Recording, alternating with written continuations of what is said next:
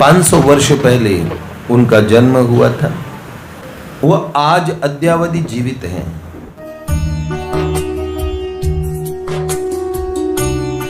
एक बहुत अच्छे मां आदि शक्ति के भक्त हुआ करते थे। वह आज अद्यावधि जीवित हैं। ज्ञानगंज में, जिसको हम संभल कहते हैं, अंग्रेजी से संभाला कहते हैं, संग्रीला की घाटी कहते हैं, कोई लोग सिद्धाश्रम कहते हैं, एक अदृश्य जगह है हिमालय में जहाँ बड़े बड़े संत रहते हैं। वो महात्मा वहीं रहते हैं। अब 500 वर्ष पहले उनका जन्म हुआ था। तंत्र के बहुत बड़े आचार्य हुए। नाम था सर्वानंद जी। तो श्री सर्वानंद तंत्राचार्य जो थे, जय जय श्री राधे, आओ भैया, जय जय बेटे। कह रहे थे हम ये बता रहे थे भगवान समस्त जो हम बहुत प्रेम से उनको हृदय से कुछ भी जो भी अर्पित करते हैं, भगवान उसे स्वीकार करते हैं। कारण क्या? भगवान की दृष्टि वस्तु पे नहीं अपितु उस भाव पे है जो उस भक्त के हैं। अब भैया भगवान पराठे ही खाते हैं और वो भी आलू के, तो जिनके घर में सूखी रोटी होती होगी तो भगवान को तो असुविधा हो जाएगी। वास्तव में जितना अन्न है, जल है, ये जो धरती है, आकाश है, देखो भगवान को आरती इत्यादि हमारे शास्त्र के नियम है, हमें करना भी चाहिए। लेकिन क्या सर्वव्यापक भगवान की कोई आरती समुचित कर सकता है क्या? प्रेम के राज्य में ही आरतियां हो सकती है। अगर भगवान अपना ऐश्वर्य दिखाना शुरू करे तो सूर्य चंद्रमा, तो ये सारी ज्योत उनके द्वारा, यच्चंद्रमसि यच्चाग्नो तत्तेजो विद्धि माम कम। पार्थ, ये जो सारे सूर्य चंद्रमा और ये जितने ग्रह नक्षत्र, ये तारा मंडल, ये सारा प्रकाश दिखता है, वो तत्तेजो विद्धि माम कम, वो मेरा ही तेज जान। तो भगवान तो परम सत्ता है, इसलिए वस्तु की अपेक्षा नहीं, हम इस बात की चर्चा कर रहे थे। तो एक बहुत सुंदर वार्ता छोटे से मैं बताता हूं।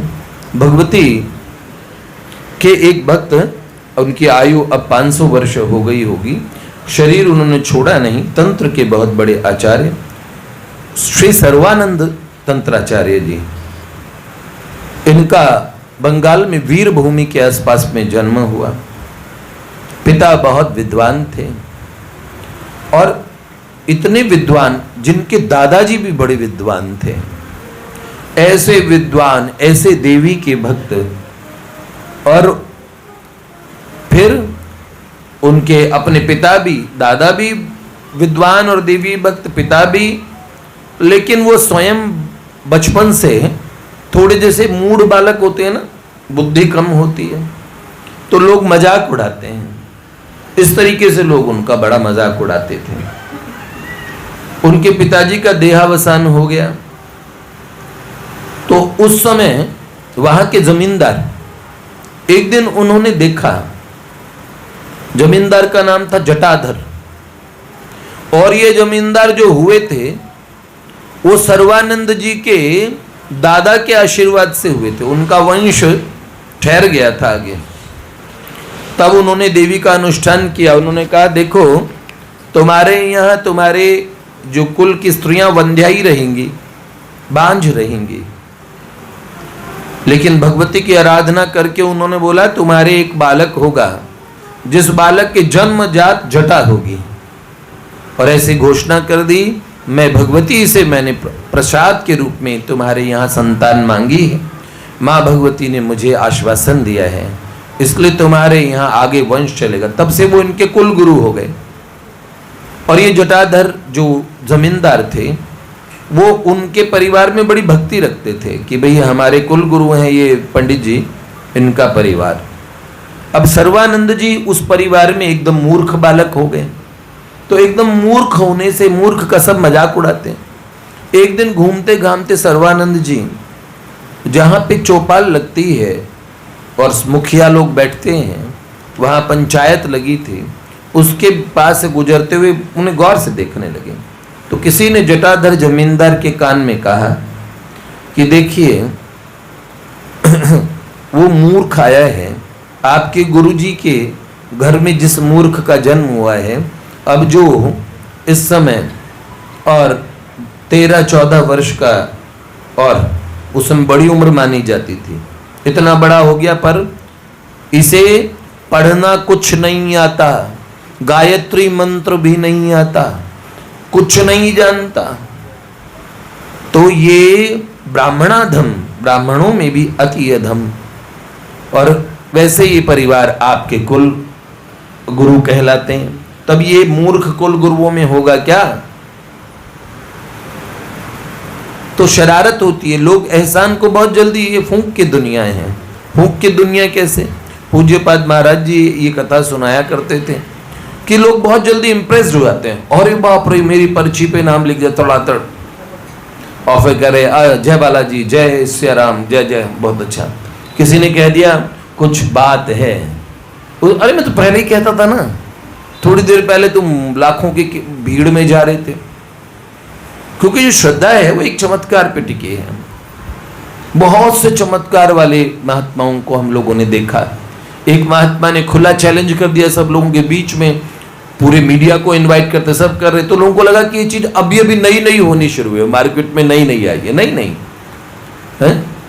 सुना है ना, जो यह पढ़े हनुमान चालीसा होय सिद्धि साखी गौरी सा, तुलसीदास सदा हरि चेरा कीजे नाथ हृदय में डेरा। बाबा तुलसी बहुत पहले कह कि सिद्धि होगी, सिद्धियों का अष्ट सिद्धि नवनिधि के दाता, तो वो तो हनुमान जी की उपासना से महाराज जी ने जो सिद्धि, उसको पूरी दुनिया ही उसकी तोड़ नहीं कर पा रही।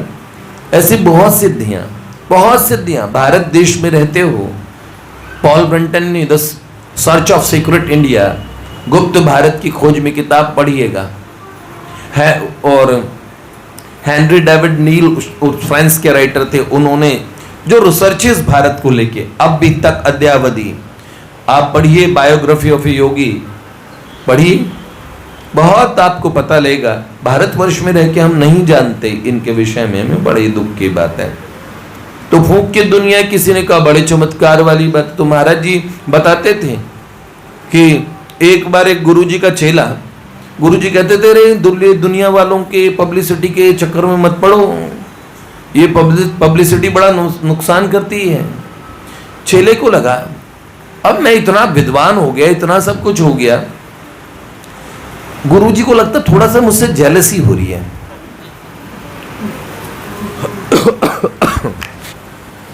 अच्छा गाता था, मेरी तरह नहीं, स्वर में गाता था, बहुत अच्छा, राग का ज्ञान था, बढ़िया, शास्त्र का भी ज्ञान हो गया, हैंडसम भी था। अब सारी चीजें एक साथ ही हो गई, घुंघराले घुंघराले बाल थे, और चेली को गला भी मिल गया।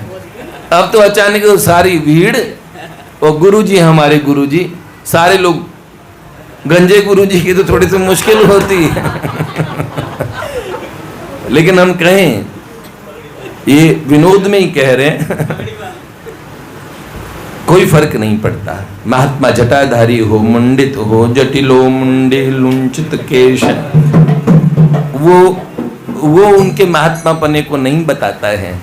महात्मा तो भगवान के हो जाने पे, महात्मा नस्तु माम पार्थ है, वो महात्मा होते हैं। चाहे वो जटा रखें, चाहे वो मुंडित रहें, चाहे वो कैसे भी रहें, चाहे वो श्वेत कपड़ों में रहें, चाहे वो लाल वस्त्र पहने, चाहे भगवा पहने, महात्मा होना मतलब भगवान के हो जाना। अब चेला बहुत फेमस महात्मा बन गया, भीड़ इकट्ठी हो गई। एक दिन सोचा जरा गुरुजी को दिखाऊं कैसे किलोमीटर में भीड़ लग रही है मुझे देखने के लिए। भाई गुरुजी को बुला लिया।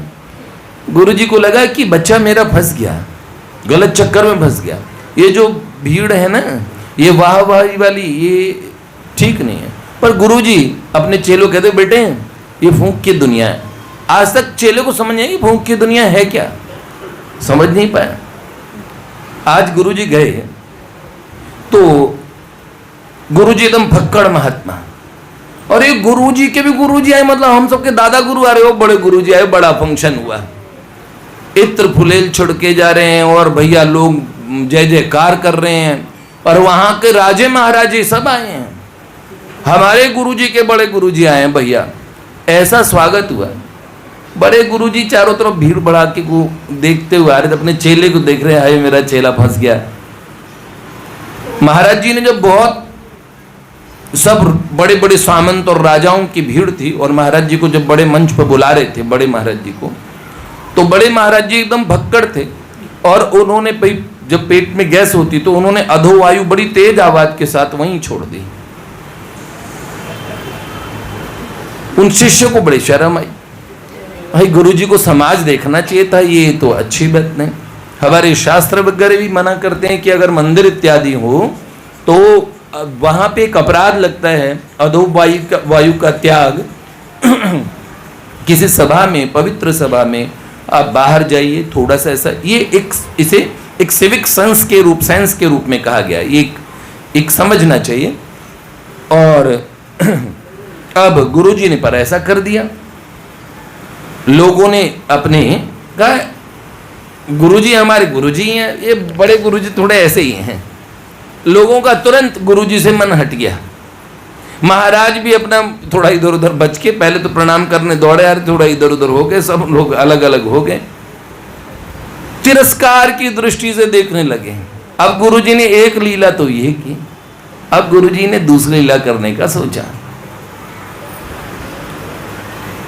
चेले ने कहा गुरुजी आपके भजन का समय हो रहा, थोड़ा देरी हो रही होगी, यहाँ तो ये चलता ही रहेगा, तो आप पधारेंगे? बड़े भारी मन से गुरुजी ने कहा हाँ मैं भी चलूंगा। तो कह रहे कोई रथ वथ मंगवाऊं? गुरुजी ने कहा नहीं, पैदल का शौकीन हूं, पैदल ही जाऊंगा। अब क्या करे, थोड़ी दूर तक छोड़ने भी जाना पड़ेगा। अब राजा साहब अगवानी करने आए तो सब राजाओं सामंतों को भी आना पड़ा। हाँ भाई गुरुजी जा रहे, चलो जा रहे, अच्छा है, हमारे ये बड़े गुरुजी जाए तो अच्छा है, ये वाले गुरुजी अच्छे हैं अपने वाले। तभी रास्ते में एक कबूतर मरा हुआ, सूखा हुआ कबूतर, और देखा। गुरुजी ने कहा ये क्या है भाई? तो अंदर अंदर वो सब लोग हंसे, देखो इनको तो इतना भी ज्ञान नहीं। कहा हमारे गुरुजी इतने प्रकांड विद्वान, इन्हें ये नहीं पता है कबूतर है वो मरा हुआ है। बोले गुरुजी कबूतर है? अच्छा मर गया? अरे गुरुजी को दिख नहीं रहा, मरा ही हुआ है। हाँ गुरुजी मरा हुआ है। अच्छा एक बार चेक तो करो। अरे गुरुजी चोंच खुली हुई, सूखा पड़ा है पूरा, देखो है, बदबू उठ रही है। फिर उन्होंने कहा, गुरुजी पास गए, उन्होंने कबूतर को उठाया, कुछ मंत्र बोलने लगे और फिर फूंक मारी तो अचानक इसे कबूतर में हवा भरती है, ऐसे पर फैलाने लगा और फटफड़ाने लगा और आकाश में गुरुजी ने उड़ा दिया। ऐसा जयकारा हुआ, लोग टूट पड़े, मुर्दे को भी जिंदा करते हैं, वाह गुरुजी, वाह गुरुजी, चलो गुरुजी मंच पर वापस चलो। गुरुजी ने चेलों कहा बेटे इसे ही फूंक की दुनिया कहते हैं, एक फूंक मैंने मारी तो सारे लोग भग गए, और दूसरी फूंक मारी तो सारे आ गए। तो इनके चक्कर में न पड़ना, इनकी पब्लिसिटी भी, इनका प्यार भी बालू की भींत के समाने हैं। जैसे सीमेंट की एक दीवार होती है, पर एक बालू की दीवार बनाएंगे कब टूट जाएगी। तो दूसरे का फेथ, विश्वास जीतना, भगवान के हृदय में, संतों के हृदय में स्थान बनाना चाहिए। संसार में कब वो आपका साथ छोड़ देंगे।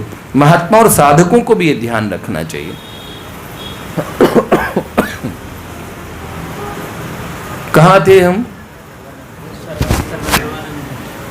तो ये जटाधर जमींदार जिन गुरुजी की कृपा से और पैदा हुए, उन्हीं के पोते को और अपमानित करने के लिए उन्होंने कह दिया।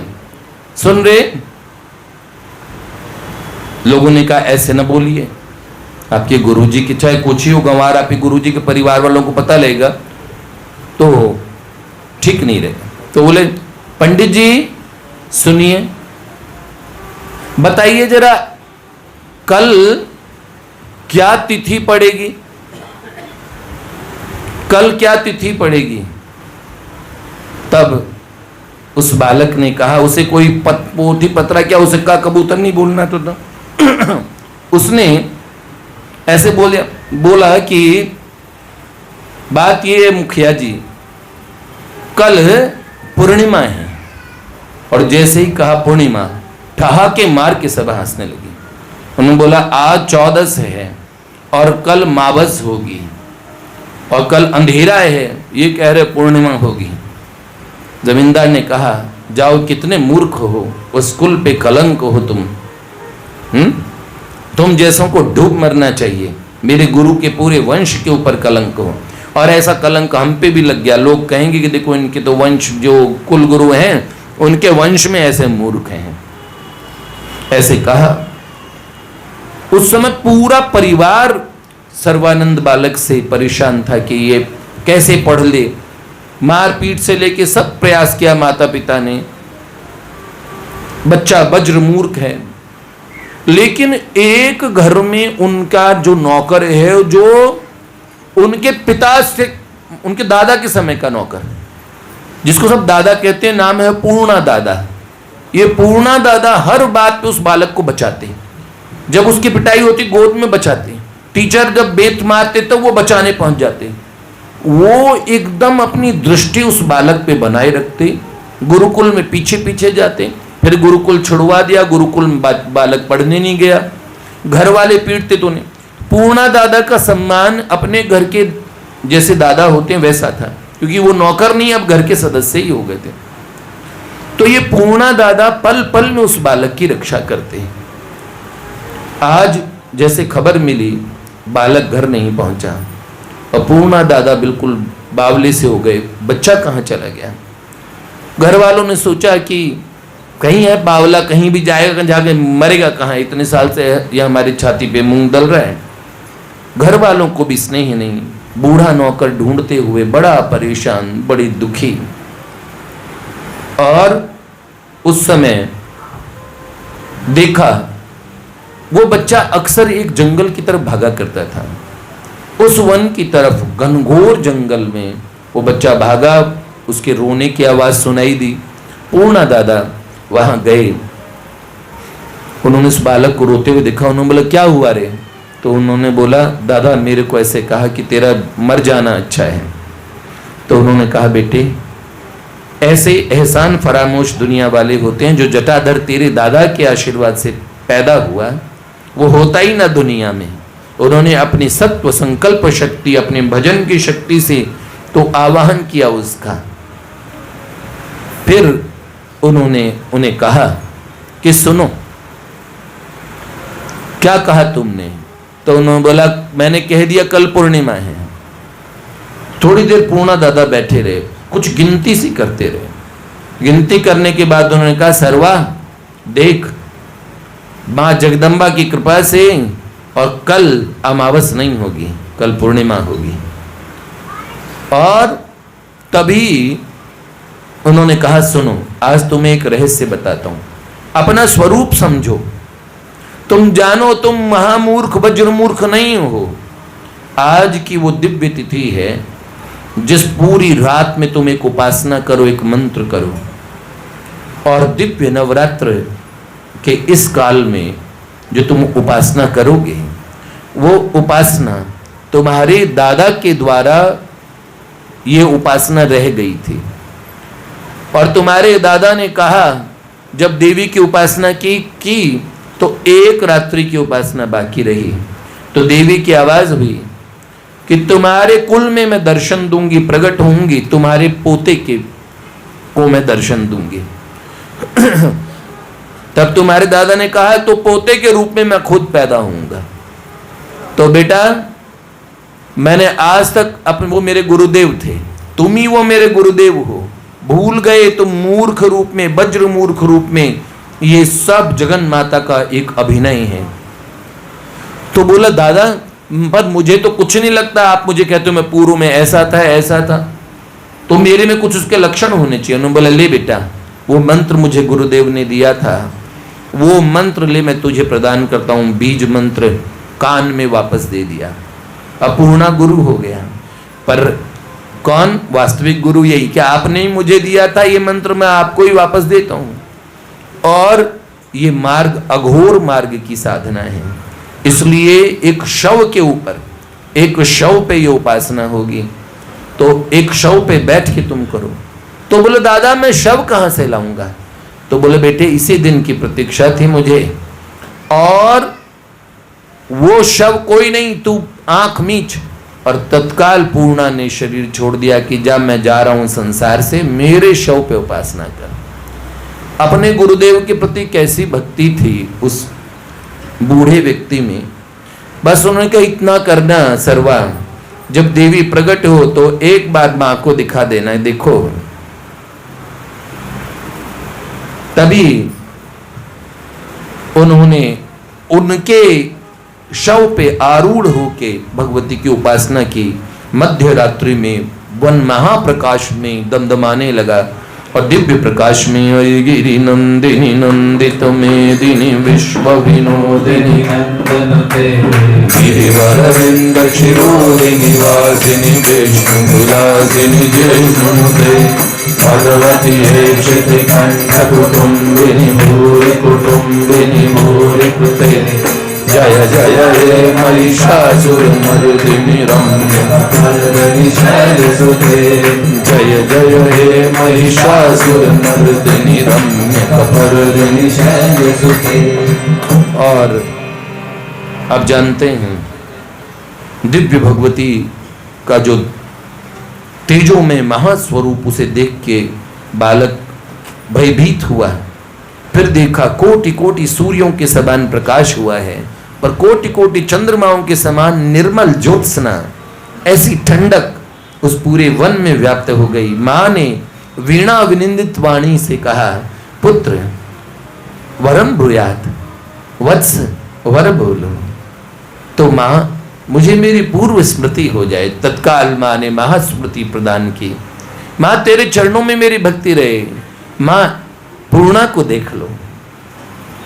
और पूर्णा दादा को भगवती ने करुणामयी दृष्टि से देखा कि ये देवी लोक में मेरे नित्य धाम में पहुंच जाएंगे। और उन्होंने कहा सर्वानंद तुमने मेरी भक्ति मांगी है तो मैं तुम्हारे लिए तुम्हारी निज मां के समान रहूंगी, आदि शक्ति महाशक्ति पराशक्ति के रूप में नहीं रहूंगी। और इन्हीं सर्वानंद जी को इतनी आयु मिली, वर्तमान में भी महात्माओं ने इनके दर्शन किए हैं। 500 वर्ष से ऊपर की आयु है, हिमालय में सिद्धाश्रम में वास करते हैं। एक बार तो ऐसा हुआ कि इनके घर में एक चूड़ी वाली गई, जो गोसाई विठलनाथ जी के यहाँ भी चरित्र हैं। तो इनके घर में उनका घर की स्त्रियों को और चूड़ी पहना दो, तो घर में भाई वगैरह और जिनके यहाँ पे कोई माता वगैरह है तो कोई कितने 3-4 स्त्रियां होगी। पर चूड़ी वाली ने कहा एक स्त्री और थी आपके कक्ष में, और उन तेजोमयी उस नारी को मैंने कभी ऐसी कोई कल्पना नहीं की कोई इतने सुंदर हो सकते हैं। उनके सुंदर हाथ देख के मैंने सोचा आज मेरा जीना धन्य हो गया, और मैंने उनके हाथ में चूड़ियां पहनाई। तो इतने लोगों की चूड़ियां बनती हैं, आप चाहे भुगतान करें न करें। तो सर्वानंद जी ने कहा देखो असत्य भाषण की आवश्यकता नहीं है, तुम एक की चूड़ी के एक्स्ट्रा पैसे ले लो, पर झूठ न बोलो इतने लोग थे। जैसे ही विवाद कर रहे थे उन्होंने दे तो दिया, देने के बाद में और उनके मन में आया कि लोग झूठ बोलते हैं पैसों के लिए, जबकि परमार्थ सत्य है, भगवान की भक्ति सत्य है, भगवान नाम सत्य है, लेकिन कुछ पैसों के लिए चूड़ी वाली झूठ बोल गए। तभी तालाब में से सुंदर वाणी हुई, उनका पुत्र अपने हृदय को म्लान न करो। देखो हाथ निकाले और चूड़ियां पहने हुए माँ ने हाथ दिखाए, चूड़ी वाली मुझे वो पहना के गई हैं। मैंने कहा कि जहां मेरे पुत्र का पैसा लगेगा तो मैं भी चूड़ियां क्यों न पहनूं। ऐसे जो मैं थोड़ी देर पहले निवेदन कर रहा था, भगवान का कोई भी स्वरूप होता है, चाहे वो भगवान सूर्य का रूप हो, चाहे वो आदि देव महादेव भगवान सांब सदाशिव क्यों न हो, चाहे वो भगवान राम कृष्ण या भगवान श्रीमन नारायण हो, भगवान के सारे स्वरूप बड़े भक्तवत्सल हैं। इसीलिए हम लोगों को जिस स्वरूप में हमारी निष्ठा है दृढ़ता से अपने हृदय को, अपने निर्मल मन को भगवान के श्री चरणारविंद में अर्पित करना चाहिए।